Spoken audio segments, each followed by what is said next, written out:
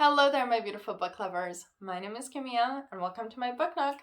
Can you spot the difference? The tree's gone, so now you're seeing a little bit more of this side.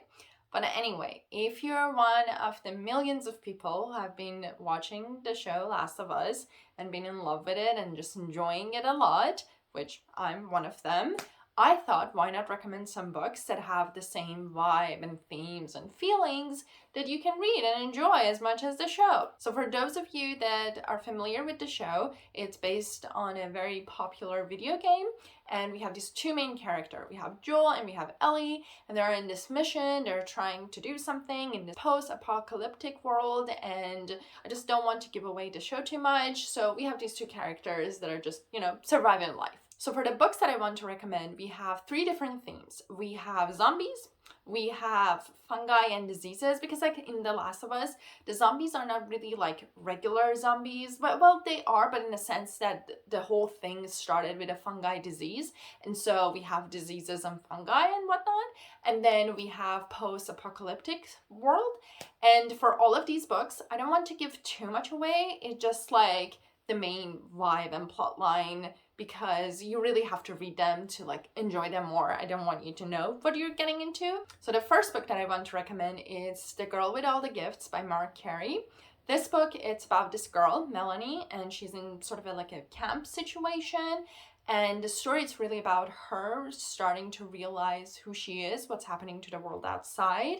And it really plays with those gray characters. We're trying to see who is the real monster and who are the good guys, who are the bad guys, what actually makes a person a monster and whatnot. And really it plays with all of those lines, that what makes us to think one group is right or not. And so I really enjoyed the book because it really plays the same as like Last of Us, that you really don't want to call a group good because they have done some bad things, but at the same time they're not bad because the bad thing that they have done, it was for a good reason, if that makes sense. And so that's it's a really interesting book, and like the twist that comes and everything. And as we're reading the book through Melanie's eyes and we see like how everything is changing and she starts to put the puzzle together, it's very well done. So I highly recommend that one. Then the second book, it's Zom-B, the series by Darren Shan.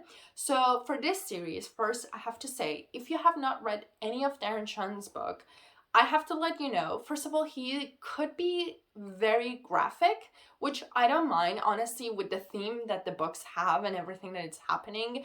I expected to have like a lot of things happening and it be graphics, and especially because it gives you that feel of terror and scare and like really jumps you and gives you all the like the adrenaline. But at the same time, that could be much for some people. So but read a little bit to the summary and like the reviews and make sure that you are okay with it. But this book, it's about, we have another heroine and her name is B, and she is in the school, and the book starts with a whole outburst of zombies, and the book really focuses on her and her survivor, and also like all of these different characters that comes and how all of these things start to happening. Another thing about this book is that B, which it's the reason that I love it, it's a very unlikable character at the beginning. She has this very racist father, and because of that, she has all of these beliefs that she wants to feel and believe that she's not like her dad, but at the same time, she's a teenager, and without really knowing, some of his dad's beliefs has kind of leaked in through her, and so she makes some very bad decision. And at the beginning, especially like the first book mostly, it's really hard to root for her, and she's just the worst. But why I love it is that as the series goes on, she grows, she learns, she becomes a better person, and the decision that she makes are much, much better. So that's another thing that like it might be triggering to some people, because it's really just out there. And that's one of the things about Darren Shan that I enjoy in general, that like he doesn't shy away from some very heavy topics, especially because like, he usually writes for young adults, but it's still like he really tries to play with all of these themes, and so I enjoyed it very much. But again, be aware of all of these themes that is happening. But if you are okay with it or can kind of like see it throughout the book, it's a very great series. Then we're going to move to the theme of fungi and diseases and all of that. And for that, I have Mexican Gothic by Silvia Moreno Garcia. And this book, oh God, I loved it so much. It's a great book, done beautifully. We have Naomi. She has a cousin that writes to her and let her know that she's feeling very kind of uneasy and uncomfortable with her husband family. She has married this English rich man and she has moved with him and his family. And so she asked Naomi to come and just to be assurance for her and whatnot. And so she goes to stay with them. But then she started to notice things and like she started to not feel very comfortable around the husband and also the husband's dad and also the house in general. This book, it's disgusting, but in a weird and in a good way. I mean, I don't know how to say like disgusting in a good way, but it's just like this stuff that happened could be disturbing, but it's done so well that you enjoy. And especially because like the thing that I love about it is that you are not sure that if she's kind of imagining all of these things and it's happening because she's so uneasy around this family, or if there are things that are actually happening. I enjoyed this book very much. I read it super fast and it's a great read. And if you are interested in that sort of like, you know, diseases sort of things and fungi, especially in general, I highly recommend this book. But then we have the post-apocalyptic sort of theme. And for that, I have two books that are done by actually the same author. And that's Station 11 and Sea of Tranquility by Emily Mandel. These two books, so first let's start with Station 11. This book, and it came out in 2014, so remember that. And I read it in like 2020 or 2021. So the book, it started in this one night, and there is this group performing King Lear, and then one of the actors dies. And then that night, everything is just going crazy, and there is this outburst of a sort of a flu, and then there's a pandemic, and then civilization kind of collapse. And again, this book came out in 2014. So by the time that I was reading it during 2020 with everything in the pandemic that was happening, I was like, oh my God, how did she know? So it's a very interesting take on a pandemic and collapse of civilization. The book follows through time and goes back and forth. And it's about all of these different characters that you're following them all. And you don't see the connection. You don't know how they're related to one another. But the main focus, it's about this group. They call themselves the Traveling Symphony. And they're like in the future after the pandemic happened and everything. And they're going like town to town and city to city. And they're playing like different Shakespearean plays and whatnot. And you're going kind of between past and future to see how all of these characters come together. And the ending, and when you see how they're all related, is so well done.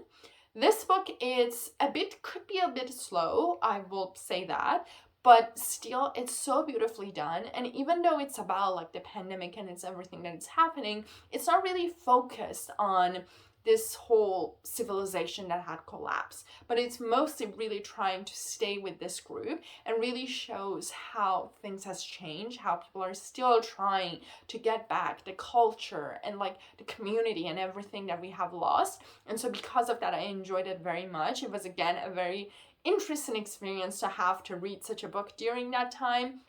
But it's very nice, and especially if you enjoyed to kind of like episode 4 and 5 of The Last of Us, that you have all of these like different characters that, first of all, especially like episode 5 and everything that happens in that, when they go to Kansas City and things that is happening there, it comes back to like Station 11, and it's really close to that one, and how like different people react differently to, you know, everything that is happening after a big country has collapsed. But it's very interesting, and I highly recommend that one. But then also we have Sea of Tranquility, and with this book it's again in different timelines. And the link that we have at the beginning of the book about all of these timelines is this man playing violin in a subway tunnel. And despite the people that are on different timeline, they have that one link, and you're trying to see why and what is happening and how they're all connected.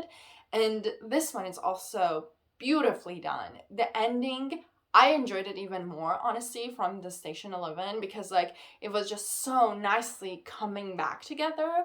And again, it's about all of these characters that you don't know who is right, who is wrong, who is the good guy, and why they're all doing these different things. And that's the reason that I liked it, because again, it's like I love it, and that's the reason I very much enjoyed episode 4 and 5, because like you want to root for one group, but at the same time you understand the other group, and you might not agree with any of them, but at the same time you see the point for all of them. So these two books goes hand in hand with that, and I highly recommend.